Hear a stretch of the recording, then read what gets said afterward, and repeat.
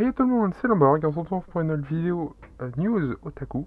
Oui, je sais, ça fait longtemps, environ à peu près un mois. On va commencer assez rapidement parce que j'ai pas mal de choses à vous montrer, mais juste avant, si vous voulez mettre un pouce bleu ou un pouce rouge, vous pouvez et je vous le conseille fortement, ça fait progresser la chaîne, tout comme mettre un commentaire sur ce que vous allez voir et ce que vous allez acheter ou aimer, etc. etc. Abonnez-vous également à la chaîne et mettez également la cloche sur toutes pour ne manquer aucune vidéo, bien évidemment. Sur ce, on peut enfin commencer et ça n'aura pas pris normalement trop de temps.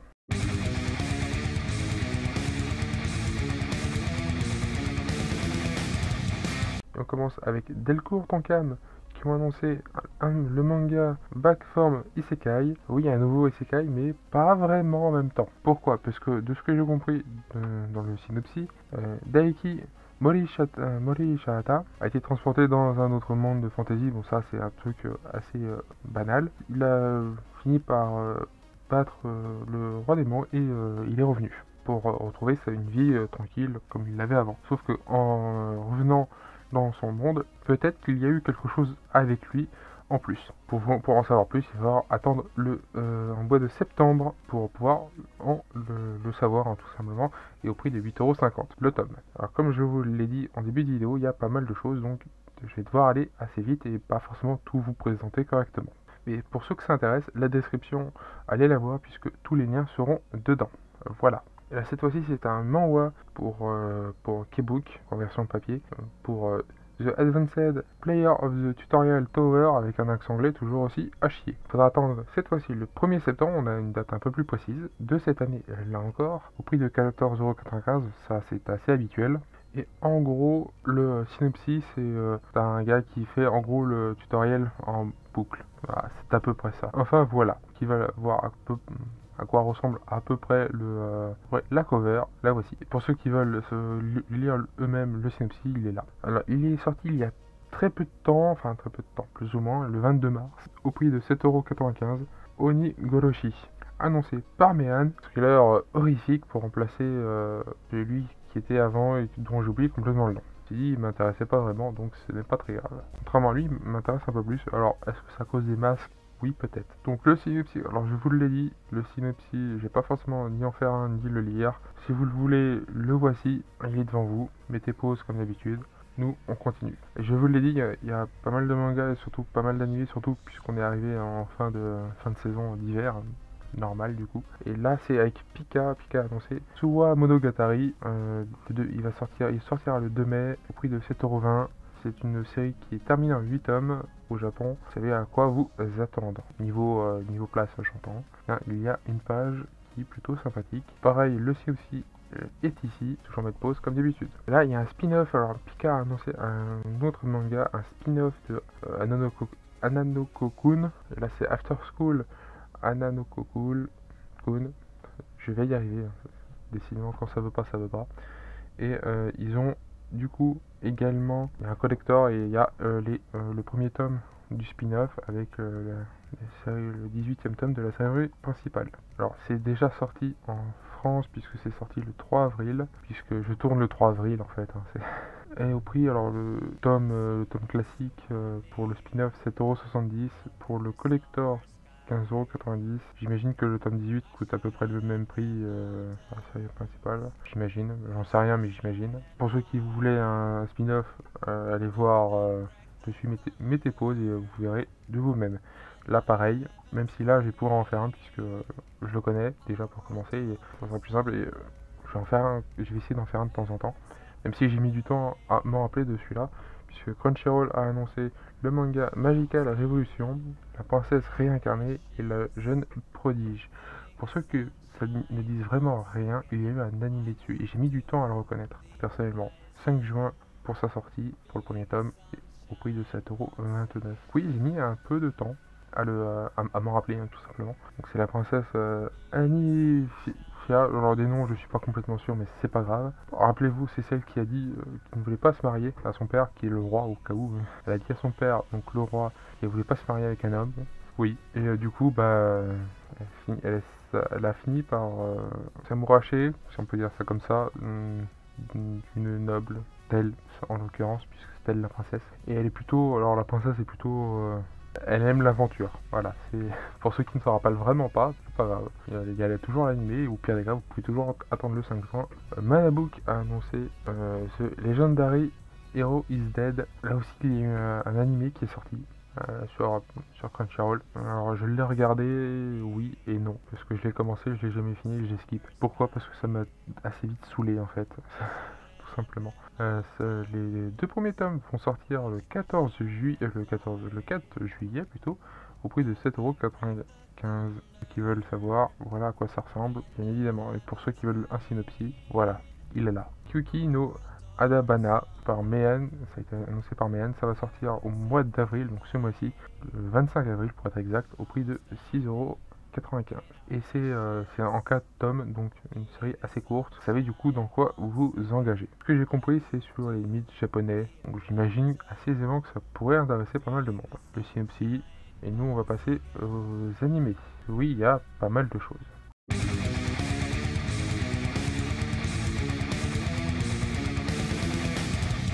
Ou plutôt aux light novels, puisque avant de passer aux animés, il y a deux light novels. Tobikawa Bunko, qui est un nouvel éditeur pour de light novel et de manga, ils vont sortir dans un autre monde avec mon smartphone. Oui, je parle bien de cette série-là. Ils vont sortir le light novel où ils l'ont sorti en France. Je sais plus, j'arrive pas à me rappeler les dates. Et je sais qu'ils l'ont déjà lancé en version numérique, c'est marqué là. Et ils l'avaient déjà lancé en version numérique. Et là, ils sont décidés à le sortir en physique. Enfin, on va dire que c'est pas forcément une bonne chose. D'autres, si. Moi, ça me dérange pas. Je l'ai plutôt bien aimé. C'est plutôt marrant, même si l'anime est sympa, mais il loupe des trucs. Sa deuxième saison, d'ailleurs, c'est un peu bizarre entre la première et la deuxième, mais c'est un détail, comme on dit. Hein, voilà. Et le prix, c'est de 13,90 € pour ceux qui veulent savoir. Est-ce que j'ai vraiment besoin de vous faire un synopsis avec lui? Enfin, genre, pour ceux qui veulent juste le lire, vous pouvez après passer à la suite. En gros, c'est Toya. Toya, c'est lui. Il a 15 ans, il se réveille face à Dieu puisque Dieu l'a tué avec un éclair. Il l'a pas fait exprès, mais c'est comme ça. Du coup, Dieu étant sympa avec lui, il s'est décidé de le réincarner dans un autre monde, avec toutes les stats boostées comme d'habitude, et avec son téléphone, c'est plus pratique, enfin, j'imagine. Surtout que le dieu a fait en sorte de calibrer son smartphone à ce nouveau monde. C'est plus pratique aussi.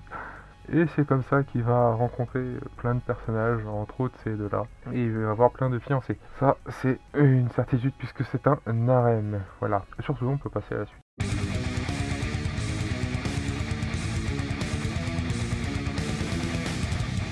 Et la suite, c'est Kana qui nous a pas un light novel, plus un livre.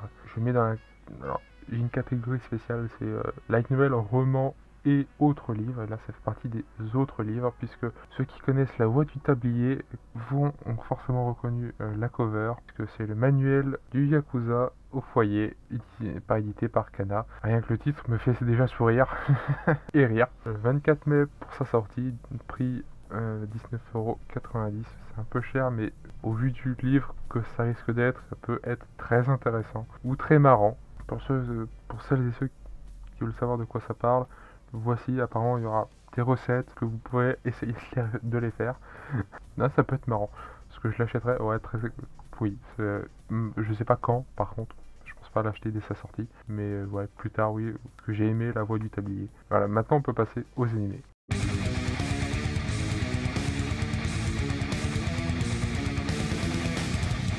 Et on commence par alors, ces premières infos sur la saison 2 de La Sorcière Invincible. J'en ai parlé sur Twitter. Ouais, j'ai balancé l'info sur Twitter, au cas où, un petit moment d'ailleurs. Et oui, il y aura bien une saison 2 pour La Sorcière Invincible depuis 300 ans, etc. Je crois que j'ai oublié des mots dans le tas, mais c'est pas grave.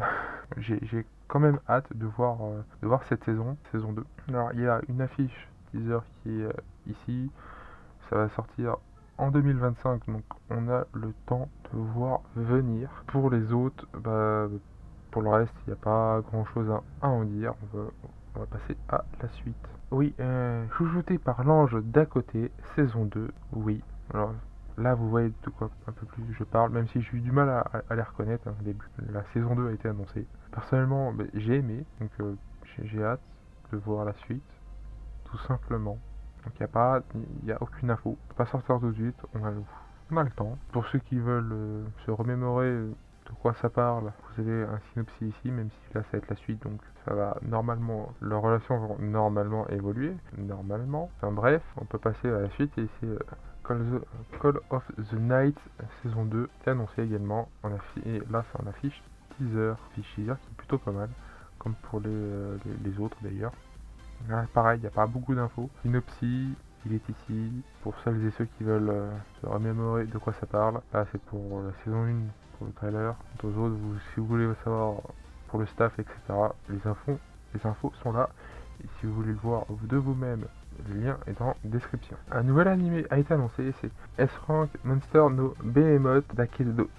Alors pourquoi à l'heure actuelle vous ne me voyez pas, mais je suis en train de sourire. Pourquoi? Parce que je connais le manga, je lis le manga. Voilà. Oui, ce petit chat tout mignon, et je parle bien du chat en cas où.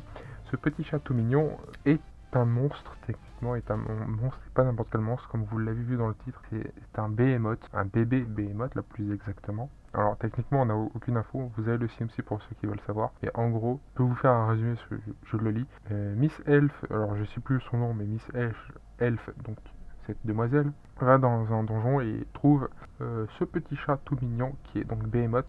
Elle ne le sait pas bien sûr. Or, ce petit chat tout mignon est techniquement à une époque était humain, et il s'est réincarné dans un monstre, Behemoth. Et du coup, elle se décide de le récupérer pour l'adopter. Je vous passe certains détails, parce que c'est très amusant, mais en gros, elle veut porter son enfant, à lui là. Si vous le lisez, vous verrez bien pourquoi. Si vous préférez attendre l'animé, vous verrez bien pourquoi aussi. Voilà, je pose ça là. Oui, elle veut tomber réellement enceinte d'un chat. Pourquoi? Je vous laisserai le découvrir, ça sera bien plus amusant. D'ailleurs, l'appeler Tama, puisque et toi, ça sera un peu chiant au bout d'un moment.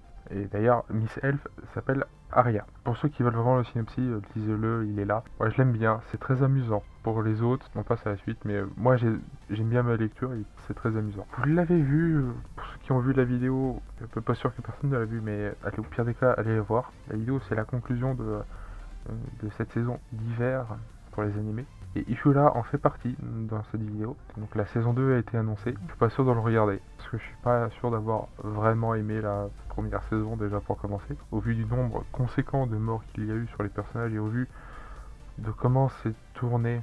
Alors pour ceux qui ne l'ont pas vu, ça a été pratiquement un épisode, un personnage, voire deux personnages dans le même épisode. Donc l'épisode est coupé en deux à environ la moitié. C'est pas folichon. Les personnages, alors c'est pas que tu les prends au sérieux, c'est que tu peux pas t'attacher à eux pour la simple et bonne raison que tu n'as pas le temps de t'attacher à eux, la plupart meurent assez vite. Plusieurs épisodes plus tard, ils meurent, on les présente tous et puis bon bah t'as une guerre et la plupart meurent en fait.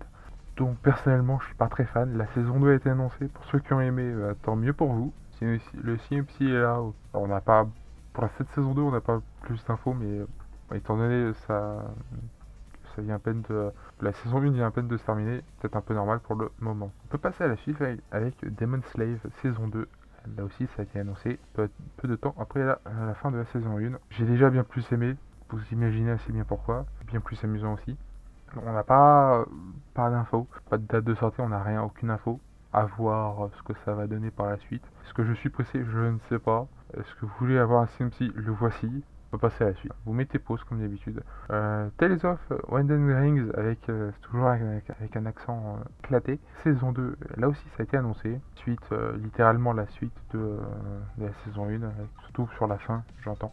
Les deux frangines que vous voyez là, pour ceux qui ont vu la saison 1 et sur la fin de la saison 1, vous savez de quoi je parle. Pour les autres, c'est anecdotique. Là en revanche, on a pas d'infos. On verra quand est-ce que ça sort. Et pour ceux qui veulent voir à quoi ressemble le manga, puisque le manga est en France chez Kana, voilà à quoi ça ressemble. Oui, je fais assez vite puisque c'est des animés, c'est des saisons 2 ou des suites du moins qui ont été annoncées, comme pour Blue Exorcist, la suite a été annoncée peu de temps aussi après la saison 3. Donc alors là nous avons pas forcément beaucoup d'infos, ou peut-être que si.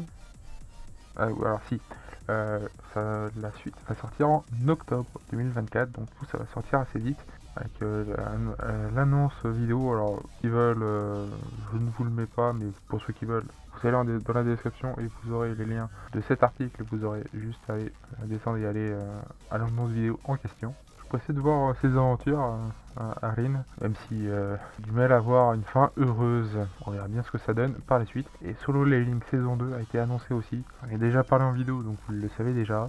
On verra bien ce que ça va donner, mais j'espère vraiment que ne vont pas mettre le raid, le fameux raid, trop vite. Il y a pas mal de choses entre les deux.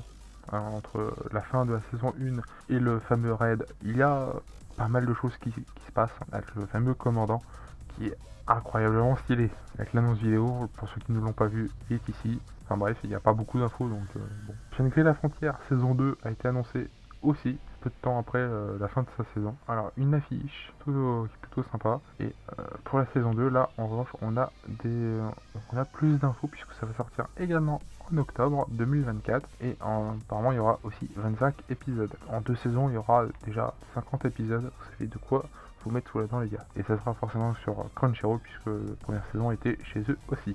L'annonce vidéo pour ceux qui veulent savoir et le synopsis pour ceux qui veulent se rappeler. Même si je pense qu'il n'y a pas vraiment besoin. Et on va passer normalement au DVD ou au jeu, je sais plus, c'est l'un des deux.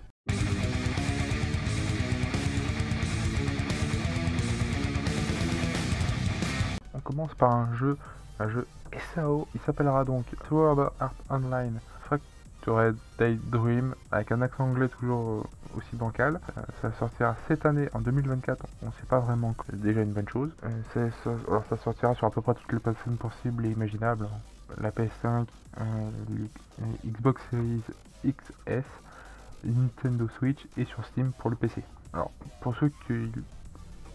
L'histoire du jeu, c'est une histoire originale, centrée apparemment sur l'expérience multijoueur coopérative à grande échelle et les joueurs pourront incarner plusieurs persos, bien évidemment, et surtout des persos de la 3 premières saisons et des films SAO. Alors, il y a une bande annonce aussi au passage pour ceux qui veulent connaître et j'ai un peu hâte de le découvrir à un moment ou à un autre. Voilà, est-ce que vous le verrez sur la chaîne principale à un moment donné en let's play? Oui, comme beaucoup de jeux, mais il y a beaucoup trop de jeux.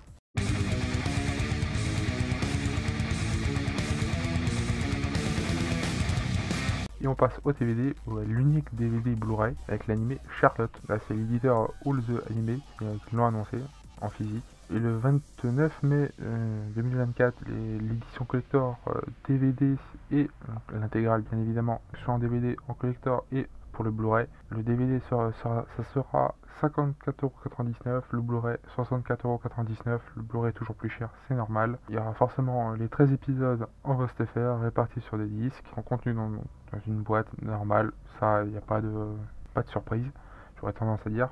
En plus de ça qui est donc le truc normal, il y aura 8 cartes couleurs et quelques bonus vidéo, donc entre autres l'opening avec son texte, les trailers qui sont sortis et des épisodes exclusifs avec interview